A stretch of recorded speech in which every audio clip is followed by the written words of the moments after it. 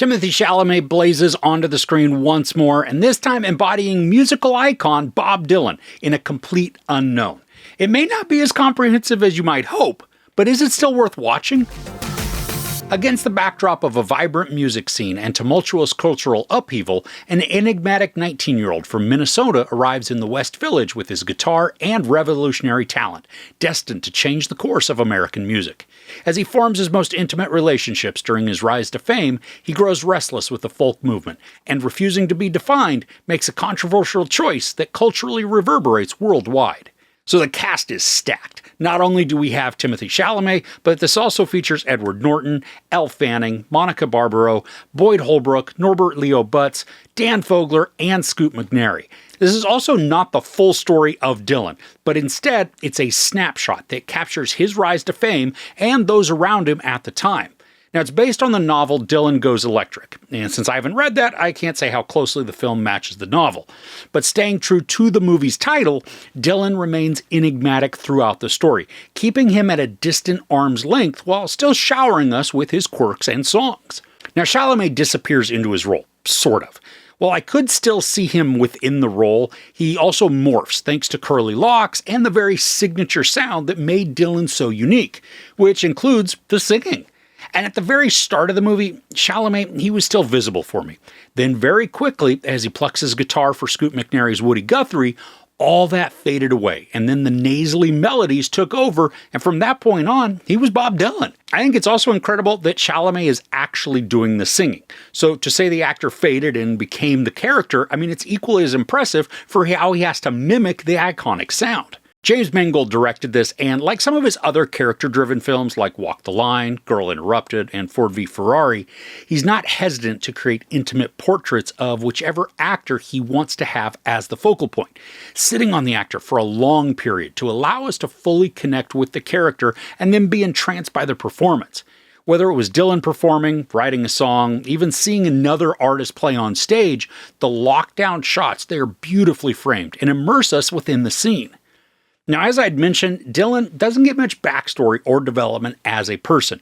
Even when other characters ask about his past, he's enigmatic and guarded, instead deflecting to say how it's unimportant.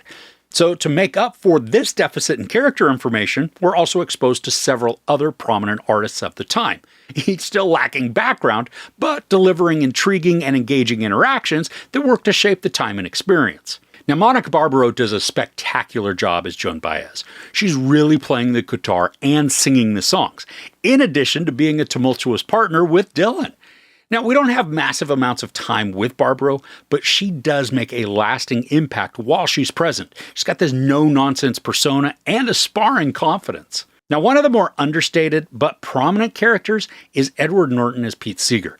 He comes across like a banjo-plucking Mr. Rogers, just soft-spoken and infinitely patient, but also with this undying passion for folk music and an eye for talent. His interactions with Dylan are fatherly and wise, and Norton consistently maintains the proud and watchful paternal role that makes him a warm and welcome presence. Interestingly enough, the character Sylvie, who's played by Elle Fanning, is not actually a real person, but a character based on a real person within Dylan's life.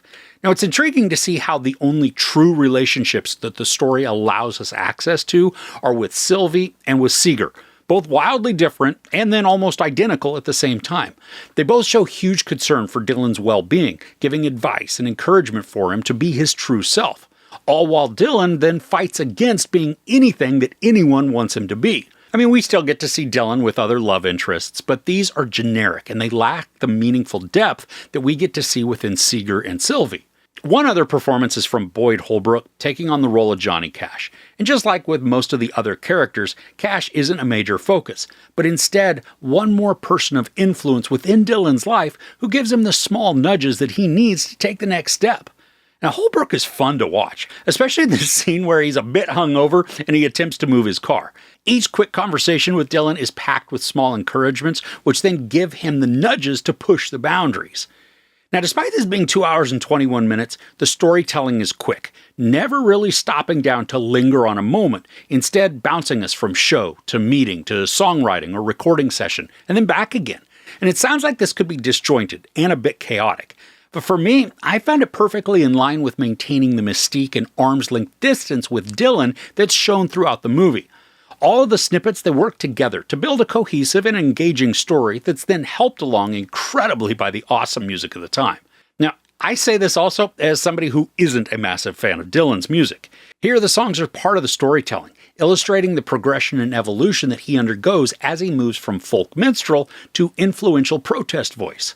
But even though I was digging the music, the fragmented way the film moves through time, it can either be distracting or frustrating. There's even this odd inclusion of a title card that splashes 1965 on the screen, while no other year got this treatment. I mean, there are visual clues for the other years, but this was just a bit jarring of a moment because it wasn't repeated at any other time throughout the movie.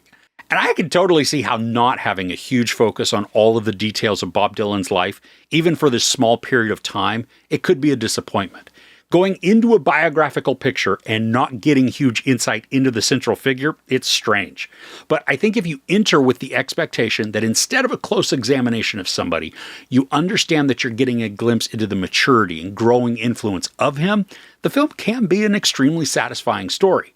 Each performance, while surface level in terms of character background, it's engaging and surprisingly convincing thanks to astounding musical talents and then a total commitment to their personas. So overall, A Complete Unknown is built to deliver compelling musical performances while also showcasing the mystery of an influential performer intent on not being locked into a genre or label. Timothée Chalamet is spectacular in the lead role, embodying the icon in both looks and sound, all while maintaining the aloof and cavalier attitude of a true rebel.